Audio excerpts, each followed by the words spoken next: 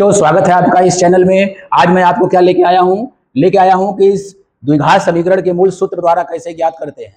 तो देखिए, आपके सामने एक क्वेश्चन लिखा गया है, 2x² + 14x + 9 = 0 के जो मूल ज्ञात करने हैं, किस विधि द्वारा ज्ञात करने हैं? सूत्र द्वारा ज्ञात करने। इसके पहले हम क्या पढ़ रहे थे? गुणनखंड विधि से कैसे हम इसके मूल ज्ञात करते हैं। लेकिन आज क्या है, हम इस वीडियो में पढ़ेंगे कि जो मूल है वह सूत्र द्वारा कैसे ज्ञात करते हैं। तो ये सामने आपका एक प्रश्न है, आइए इसको हम देखते हैं। देखिए, पहला प्रश्न है 2x² + 14x + 9 = 0। तो सर्वप्रथम हम क्या लिखते हैं? हल। कैसे आपको लगाना है, यहाँ हल लिखिए। हल लिखने के बाद क्वेश्चन को उतारिए। 2x² + 14x + 9 = 0। तो अब इस द्विघात समीकरण के मानक रूप यानी द्विघात समीकरण जिस रूप में रहता है उससे तुलना करना है। ax² + bx + c से c = 0 से तुलना करने पर इससे तुलना करना है, आपको ax² + bx + c से तुलना करना है। यानी यहाँ x² का गुणांक क्या है? 2। यहाँ x² का गुणांक क्या है? a। इसका मतलब है कि a की जगह क्या लिखा गया है? a की जगह 2 लिखा गया है। अब यहाँ देखिए, x का गुणांक क्या है? 14। यहाँ x का गुणांक क्या है? b। यानी b की जगह क्या लिखा गया है? 14। अब देखिए, अचर पद यानी 9, यहाँ c अचर पद c है, c की जगह क्या लिखा गया है? 9, यानी c = 9।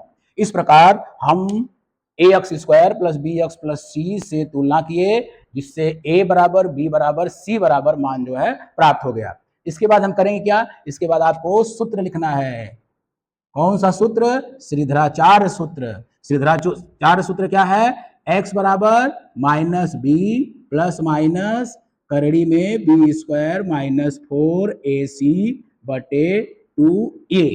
यानी इसी सूत्र में abc का मान रख के आपको x का मान प्राप्त करना है, यानी मूल ज्ञात करना है। इसी सूत्र में आपको abc का मान रखना है। तो चलिए आइए रखते हैं abc का मान। तो ये होता है x = -b, b का मान 14 है, तो -14 ± करड़ी में 14 का स्क्वायर -4 गुणे a का मान है 2 गुणे c का मान है 9 बटे 2 गुणे a का मान है 2।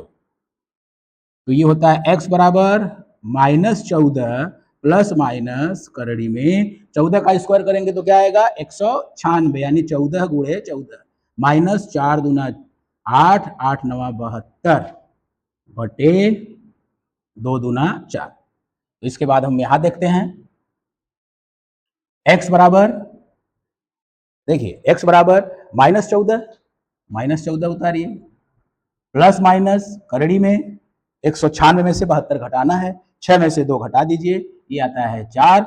9 में से 7 घटाइए, 2 और 1 बचा, बटे 2 गुणे 2 यानी 4, ये हो गया 4।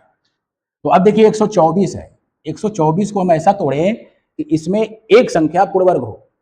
124 का ऐसा गुणनखंड हम करें कि इसमें एक संख्या पूर्णवर्ग हो। अगर नहीं हो तो, अगर नहीं आएगा तो हम जो संख्या करड़ी के अंदर दी गई है वही संख्या लिख देंगे। अगर आ रहा है तो हम इसको तोड़ेंगे 124 को। तो देखिए x बराबर -14 प्लस माइनस 124 का गुणनखंड करेंगे तो ये हो जाएगा 4 गुणे 4 तिया 12, 4 एकम 4, यानी 124 को हम 4 गुणे 31 के रूप में लिख सकते हैं। 4 का गुणा 31 में करेंगे तो 124 आएगा, तो बटे ये होता है 4।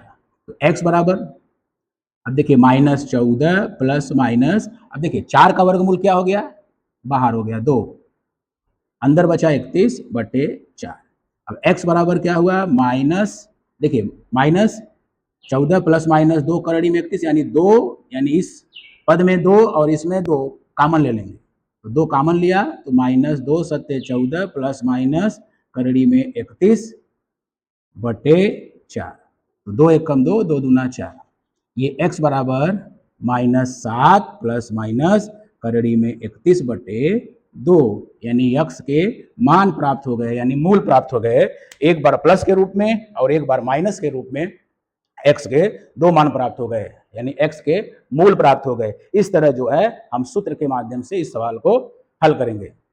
बाकी जो बुक में सवालें दी गई हैं उसका आप इस वीडियो को देखने के बाद उस बुक की सवालों का अभ्यास करिए। जय हिंद दोस्तों।